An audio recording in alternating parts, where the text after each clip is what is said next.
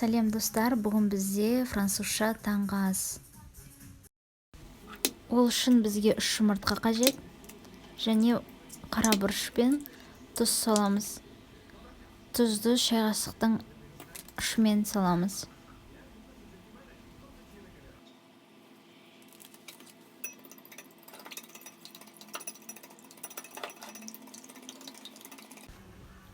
Ысы табаға өсімдік майын құямыз және ысығаннан кейін бетіне жұмыртқаны салып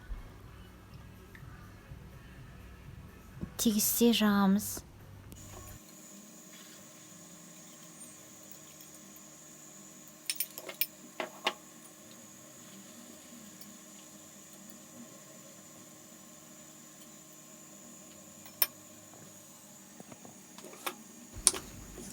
Қызанақтың жартысын және болгар бұрышының, тәтті бұрыштың жартысын ұсақ қылып тураймыз да жұмыртқамыздың бір жақ бөлігіне араластырып саламыз.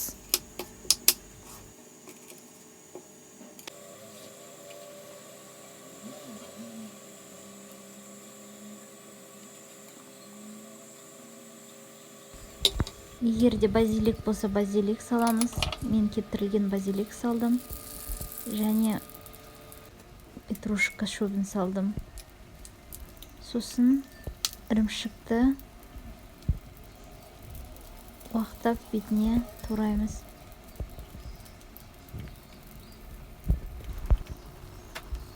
Бір жақ бөлігін жабамыз да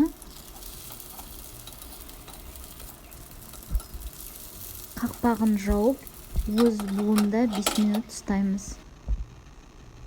Міне біздің француз таңғы асымыз дайын болды. Бетіне мен бальзамикті тамыздым. Егер де бальзамик болмаған жағдайдың өзінде ол өте дәмді болады.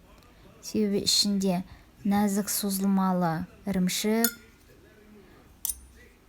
пісірілген көкөністер,